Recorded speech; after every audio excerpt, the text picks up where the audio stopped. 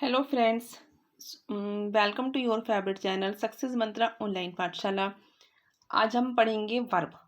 Verb को हम detail में पढ़ेंगे कि वर्ब क्या है, वर्ब के कितने प्रकार होते हैं, ये सब कुछ हम आज की वीडियो में देखेंगे। देखिए, सबसे पहले verb. What is verb? Verb क्या होता है? वर्ब एक एक्शन वर्ड है, ठीक है, जिससे एक्शन का पता चले। जिस वर्ड से एक्शन का पता चलता है वो क्या होती है? वो वर्ब होती है। सबसे छोटी सी डेफिनेशन और बहुत इजी डेफिनेशन। देखिए, ये डेफिनेशन दे रखी है जो रटी रटाई होती है बच्चों की। A verb is a word used for saying something about some person or thing, और a verb is a word that state something about a person or thing. मतलब एक वर्ब एक ऐसा शब्द है जो किसी पर्सन या वस्तु के बारे में कुछ बताता है या किसी कार्य का होना बताता है। वो क्या कहलाती है? वर्ब कहलाती है। लेकिन सबसे मेन क्या है? वर्ब क्या है? वर्ब जो होती है एक एक्शन वर्ड होता है, ठीक है, जिससे किसी एक्शन का पता चलता है, जिससे कि कोई एक्शन हो रहा है इससे, तो वो वर्ड क्या होता है? वो वर्ब कहलाती है। जैसे देखिए, एग्जाम्पल देखिए, अदिति लाफ्स, ठीक है। अब यहाँ पे देखिए, लाफ्स, लाफ्स यहाँ पर एक एक्शन वर्ड है। अदिति क्या कर रही है? हंसती है, ठीक है। हंसने से एक्शन हो रहा है, नहीं हो रहा? तो यहाँ पे लाफ्स क्या हो जाता है? यहाँ पर लाफ्स वर्ब होती है। फिर द डॉग इज डेड। अब यहाँ पर देखिए, इज और डेड यहाँ पर क्या है? ये वर्ब है। The policeman arrested the thief. अब देखिए, यहाँ पर अरेस्टेड, अरेस्टेड यहाँ पर क्या हो जाएगा? अरेस्टेड यहाँ पर वर्ब हो जाएगी। ये पुलिस ने चोर को गिरफ्तार किया, तो गिरफ्तार करना क्या हो गया? एक एक्शन हो रहा है वहां पर। तो इससे जो जहां पर एक्शन होता है, जो वर्ड एक्शन बताता है, वो क्या कहलाती है? वो वर्ब कहलाती है। तो सिंपल सी बात है कि जिस वर्ड से, जिस शब्द से पता चले कि इससे एक्शन हो रहा है, तो वो शब्द क्या होता है? वो शब्द वर्ब कहलाता है।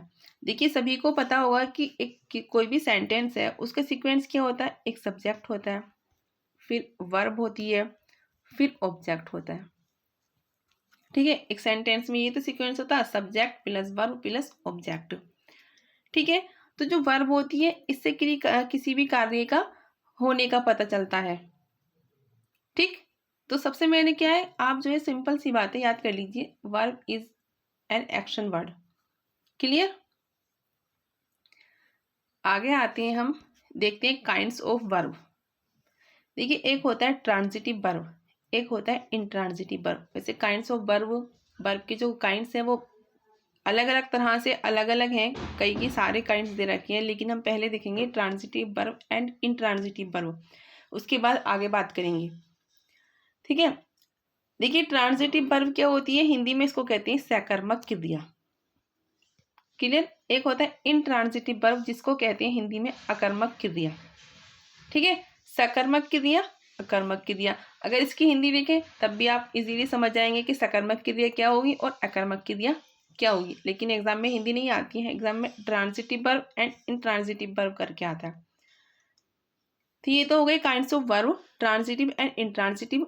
अब हम इसको डिटेल में देखेंगे कि ट्रांजिटिव क्या होती है एंड इंट्रांजिटिव क्या होता है। देखिए, ट्रांजिटिव वर्ब क्या होता है? ऑब्जेक्ट। ट्रांजिटिव वर्ब जो है अपने साथ ऑब्जेक्ट लेकर आती है, ठीक है। ऑब्जेक्ट लेकर, जहां पर ऑब्जेक्ट होगा, ठीक, वो क्या होगा? वो ट्रांजिटिव वर्ब होगी।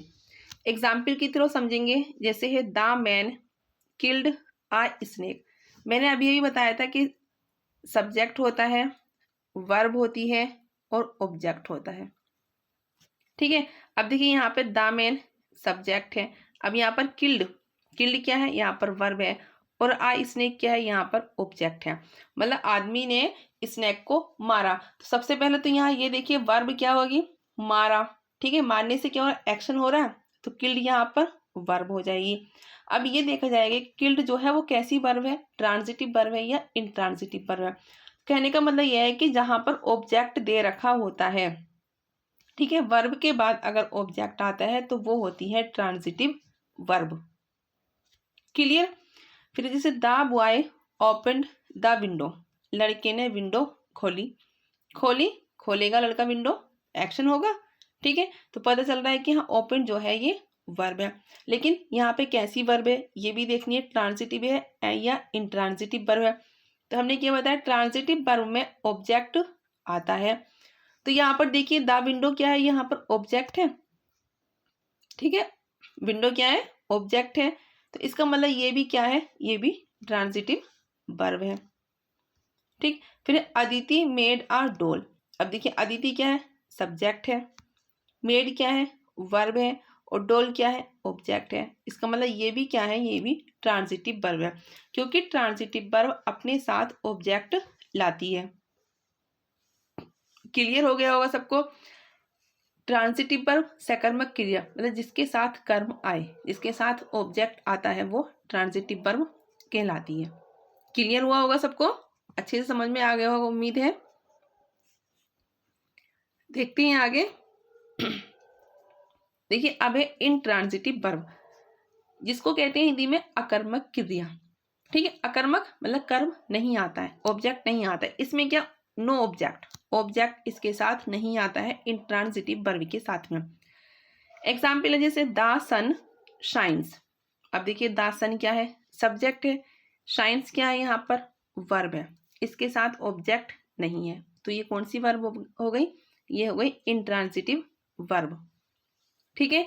फिर द गर्ल स्माइल्ड, लड़की मुस्कुराई। अब देखिए लड़की मुस्कुरा रही है, एक्शन हो रहा है, तो स्माइल्ड तो यहाँ पर वर्ब हो गई है, और गर्ल यहाँ पर सब्जेक्ट हो गया, लेकिन यहाँ पर ऑब्जेक्ट यहाँ पर नहीं दे रखा, ठीक है, तो ये भी इंट्रांजिटिव वर्ब है। अब देखिए द डॉग डाइड, ठीक है, ये सब्जेक्ट हो गया द डॉग, और डाइड क्या हो गया, ये वर्ब हो गई। अब यहाँ पर भी ऑब्जेक्ट यहाँ पर भी नहीं है, तो इसका मतलब जहां पर ऑब्जेक्ट नहीं होता है वो कौन सी वर्ब कहलाती है, वो कहलाती है इंट्रांजिटिव वर्ब। क्लियर। ट्रांजिटिव अपने साथ ऑब्जेक्ट लाती है, और इंट्रांजिटिव अपने साथ ऑब्जेक्ट नहीं लाती है। तो ये हो गया ट्रांजिटिव एंड इंट्रांजिटिव में डिफरेंस। उम्मीद है आप लोग अच्छे से समझ पाए होंगे इस चीज को। चलते हैं आगे, देखते हैं और क्या है। देखिए एक पहचान करने का एक छोटी सी ट्रिक है, बहुत अच्छी है, देखिएगा। देखिए व्हाट या whom लगाकर प्रश्न करने पर जो उत्तर प्राप्त होता है वह ऑब्जेक्ट होता है तथा वर्ब ट्रांजिटिव होती है, ठीक है। अब देखिए पहले एग्जाम्पल के थ्रू समझेंगे इसको। जैसे हमने देखा था the man killed I snake, ये देखा था ना अभी हमने। अब इसमें क्या कहा है कि व्हाट या whom लगाकर प्रश्न करने पर, अब देखिए the man killed a snake, आदमी ने स्नेक को मारा। अब यहाँ पर हम क्वेश्चन करेंगे क्या लगाकर कि आदमी ने क्या मारा या आदमी ने किसको मारा, ठीक है। व्हाट का या whom का अगर आंसर आता है, मतलब अगर प्रश्न करके जो आंसर आता है वो ऑब्जेक्ट होता है। अब इसमें देखिए आदमी ने क्या मारा, आदमी ने स्नेक को मारा, या आदमी ने किसको मारा, स्नेक को मारा, ठीक है। तो स्नेक यहाँ पर क्या आ रहा है, ऑब्जेक्ट आ रहा है यहाँ पर। तो मतलब कहने का मतलब है कि क्वेश्चन करने पर अगर व्हाट या होम का क्वेश्चन आता है, मतलब जो उत्तर आता है, जो उसका आंसर आता है, व्हाट लगाकर या होम लगाकर, वो जो होता है वो ऑब्जेक्ट होता है, और वो वर्ब क्या कहलाती है, वो वर्ब ट्रांजिटिव कहलाती है। क्लियर हो गया। किसी भी सेंटेंस में व्हाट या होम लगाकर जो भी क्वेश्चन किया जाता है और जो उत्तर मिलता है उसका, वो तो हमारा ऑब्जेक्ट होता है, ठीक है। जब ऑब्जेक्ट मिल जाता है तो इसका मतलब ये क्या हो गई, ये ट्रांजिटिव वर्ब हो गई। क्लियर हो गया होगा। आप लोग ऐसे इस तरह से अच्छे से पहचान सकते हैं कि कौन सी ट्रांजिटिव है और कौन सी इंट्रांजिटिव वर्ब है। जैसे कि और देख लीजिए, इससे क्वेश्चन था इसमें, जैसे इसको देख लीजिए एक और, जैसे था the boy open the window, open the window, ठीक है, कि लड़के ने क्या खोला, ठीक है, लड़के ने क्या खोला, व्हाट का क्वेश्चन आ रहा है। अब लड़के ने क्या खोला, लड़के ने विंडो खोली, आंसर आ रहा है विंडो खोली। अब देखिए जो आंसर आता है वो क्या कहलाता है, वो ऑब्जेक्ट कहलाता है। तो आंसर किसका आ रहा है, विंडो का आ रहा है, तो विंडो इसमें क्या हो गया, ऑब्जेक्ट हो गया। जब यहाँ पर विंडो ऑब्जेक्ट आ रहा है तो वर्ब कौन सी हो गई, वर्ब हो गई ट्रांजिटिव वर्ब। क्लियर हो गया होगा अच्छे से आपको। आते हैं हम नेक्स्ट, पढ़ते हैं, देखते हैं क्या है। देखिए ट्रांजिटिव वर्ब्स जैसे give, ask, offer, promise, tell etcetera. देखिए ये जो वर्ब हैं ये सब ट्रांजिटिव वर्ब हैं, ठीक है।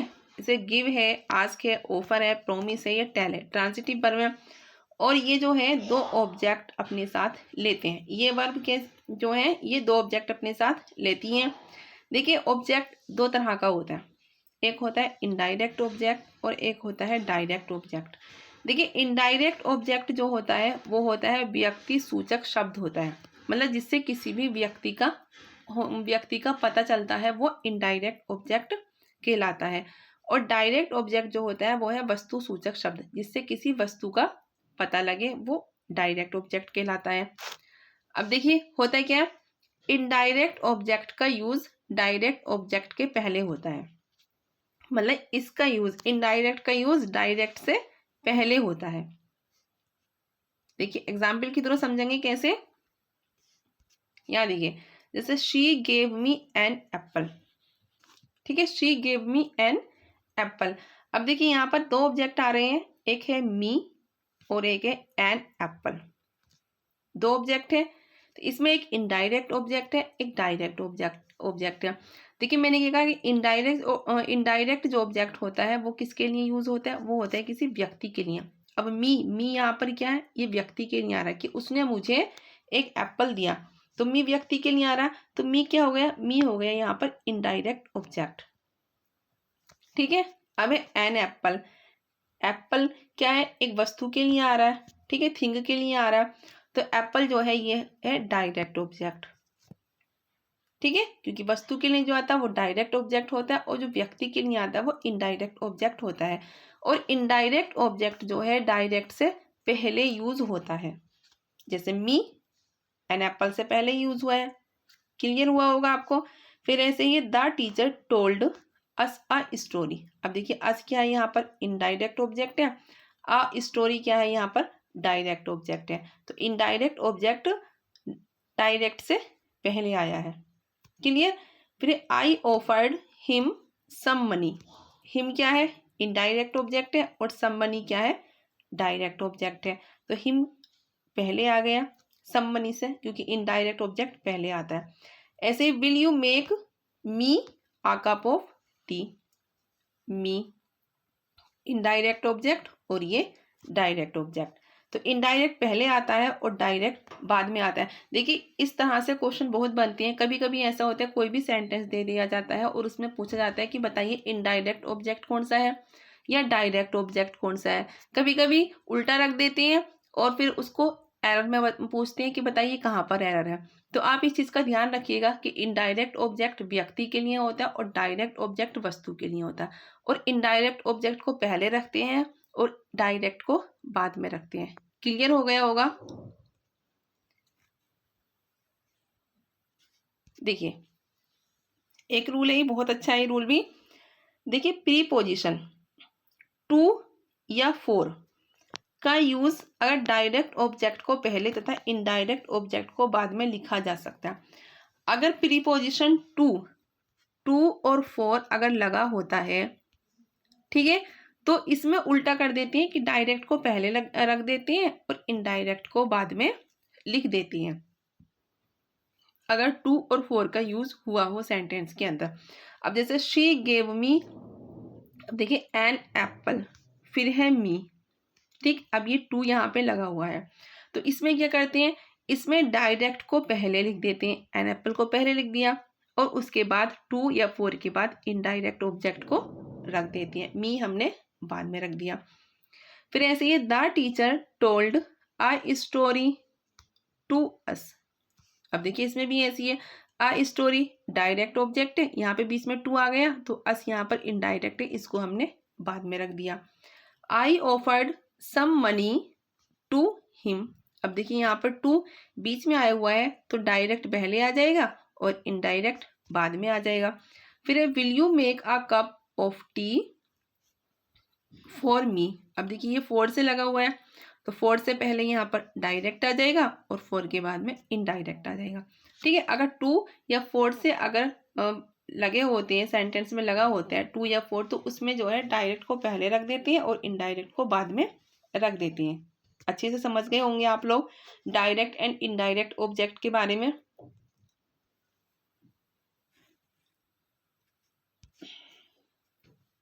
देखिए आगे देखिए क्या है। देखिए कभी कभी इंट्रांजिटिव वर्ब के बाद ऐसे ऑब्जेक्ट का प्रयोग होता है जो अर्थ में वर्ब के समान होता है। ऐसे ऑब्जेक्ट को कोग्नेट ऑब्जेक्ट कहते हैं।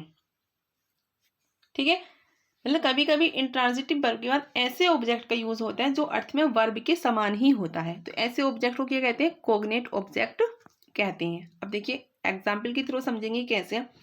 देखिए जैसे he died a glorious death. अब देखिए है तो ये इंट्रांजिटिव वर्ब, लेकिन इंट्रांजिटिव वर्ब के बाद क्या हुआ है? जो ऑब्जेक्ट का यूज हुआ है अ ग्लोरियस डेथ का, ये जो है ये वर्ब के समान है। अब जैसे यहाँ पे देखिए डाइट दे रखा है तो यहाँ भी डेथ दे रखा है, वर्ब के समान हो रहा है। तो इस तरह के ऑब्जेक्ट को क्या कहते हैं? इस तरह के ऑब्जेक्ट को कहते हैं कोग्नेट ऑब्जेक्ट। कोग्नेट ऑब्जेक्ट कहते हैं।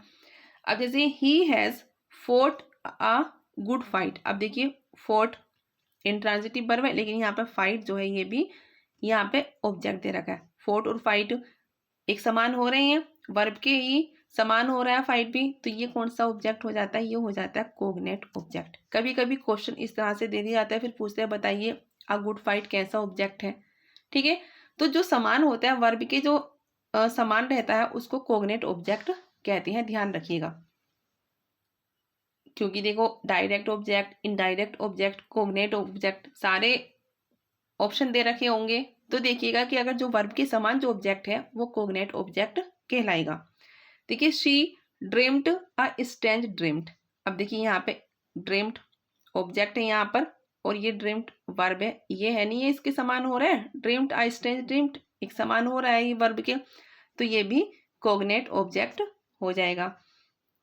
फिर है ही लिव्ड अ वर्चुअस लाइफ। अब देखिए यहाँ पे वर्ब लिव्ड है और वर्चुअस लाइफ ये जो है इसी के समान हो रहा है वर्ब के, तो ये भी कोग्नेट ऑब्जेक्ट हो जाएगा।